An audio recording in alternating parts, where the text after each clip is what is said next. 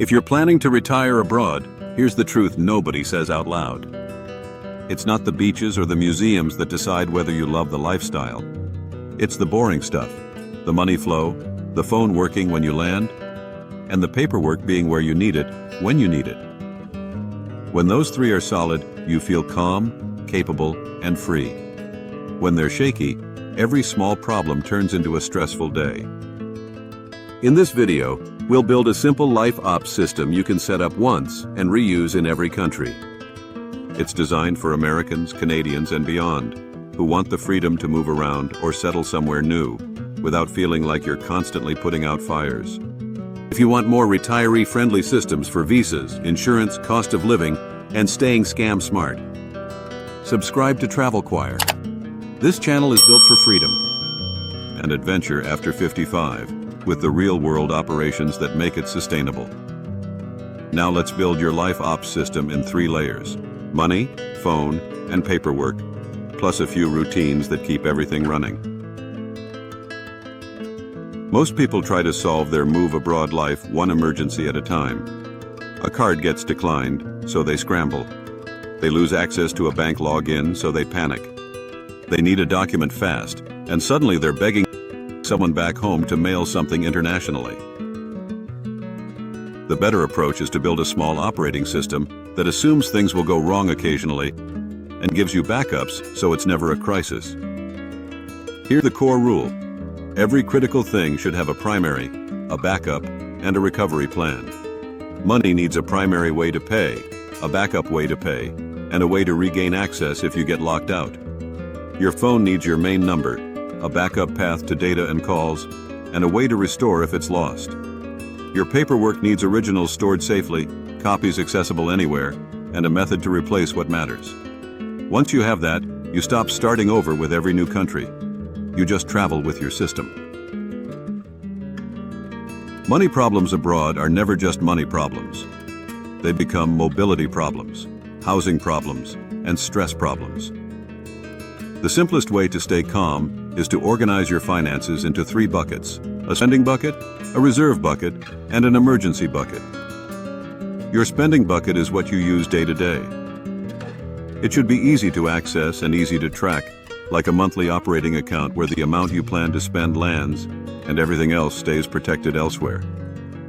Your reserve bucket is for predictable larger expenses: flights, annual insurance, residency renewals, dental work, replacing a phone, or furnishing an apartment, so big costs feel planned, not scary.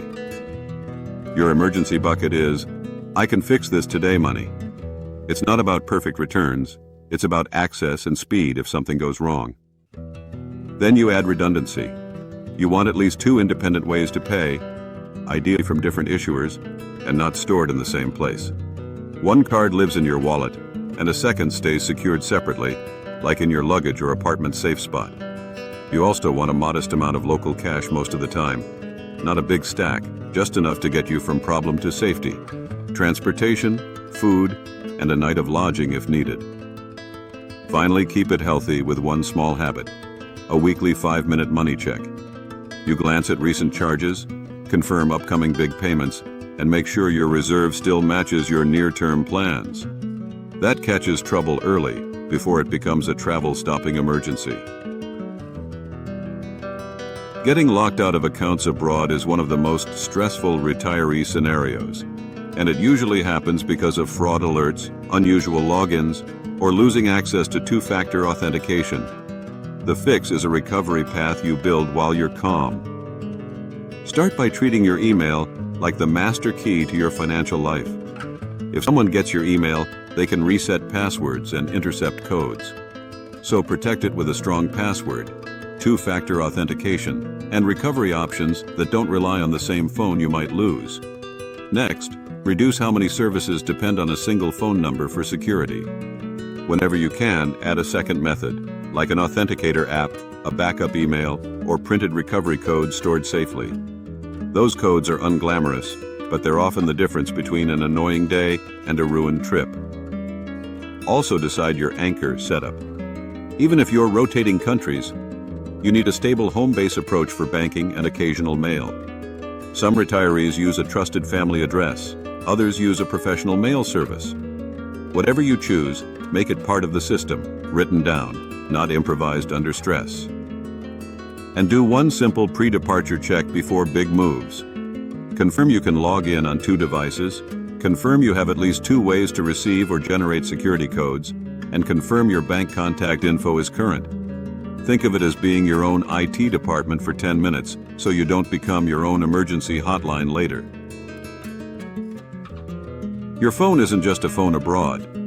It's your boarding passes, maps, translator, banking device, and increasingly, your identity. So your phone system needs to be built like a small safety system, not just a convenience. First, make landing with internet non-negotiable. If you can get data working immediately, you can navigate, verify rides, access reservations, and solve problems calmly. Second, protect your number, because it's tied to logins and recovery. Use a strong passcode, enable biometric lock, keep your device updated, be skeptical of urgent texts that try to rush you into tapping a link or sharing a code. Third, plan for the day your phone is lost or stolen. Ask yourself, could you still access email, money, and your key accounts? The calm answer is yes when you have a backup path, like stored recovery codes, a second sign-in method, and a way to restore your accounts on another device. Write down your phone essentials in your system, the device model, your carrier details, and the steps you'd take if it disappeared.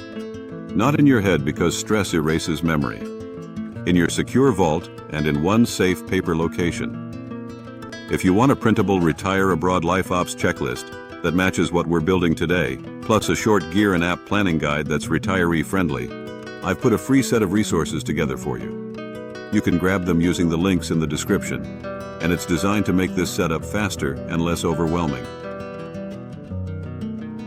Paperwork is where retirement abroad dreams get slowed down if you don't build a system.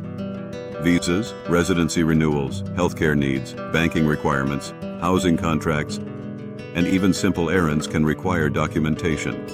The goal is not to carry everything. The goal is to be able to produce what you need quickly. Start with a core pack you standardize: passport, driver's license, health coverage information, proof of income or pension if you may need it, and your residency or long-stay paperwork. Add what's specific to your life, like marriage certificates, name change documents, or a simple medical summary. Then make each important item available in 3 forms. Keep originals stored safely. Keep physical copies separated from originals because a copy is often enough. And keep clean digital scans in a secure vault you can access anywhere. This works best with one simple discipline.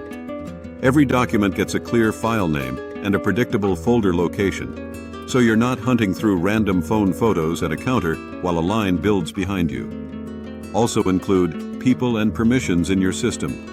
Emergency contacts who can help you if you're ill, and who knows where your documents are stored. That isn't pessimism. It's kindness to your future self and your family. A system only works if it's easy to maintain, so keep routines minimal. Weekly, do 3 quick checks: money, phone, documents. You look for strange charges, confirm your phone is backed up and updated, and make sure you can access your vault and find what you need. Monthly, do 1 deeper check: renewals and timelines. You look at passport validity, visa or residency deadlines, insurance renewals, and any obligations that come with your status. If you're moving around, you also do 1 purposeful destination check and ask, what's the one admin surprise this country tends to produce? You don't need obsessive research. You just need enough awareness to avoid a preventable headache. If you're traveling as a couple, assign roles. One person owns the money check, the other owns the paperwork check, and both of you know where the system lives. That division reduces stress and prevents duplication.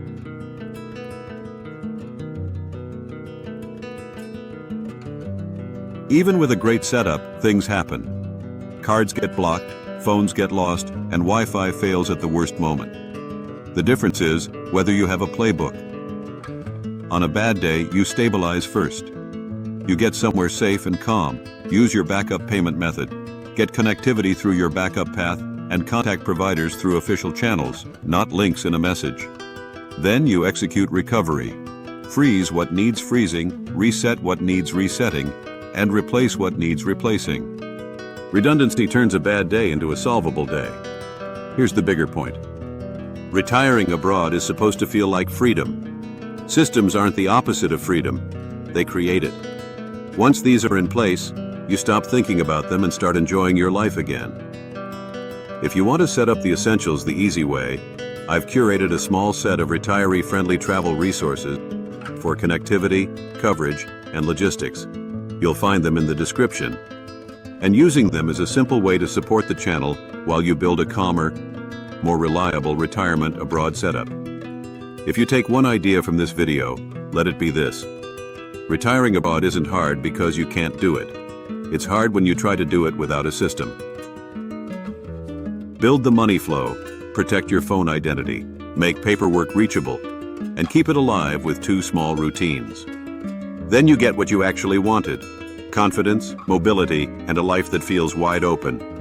If this helps, subscribe for more retiree-ready travel systems. And tell me in the comments where you're planning your first long stay abroad, or whether you're building a multi-country lifestyle. I read those, and it helps shape what we cover next.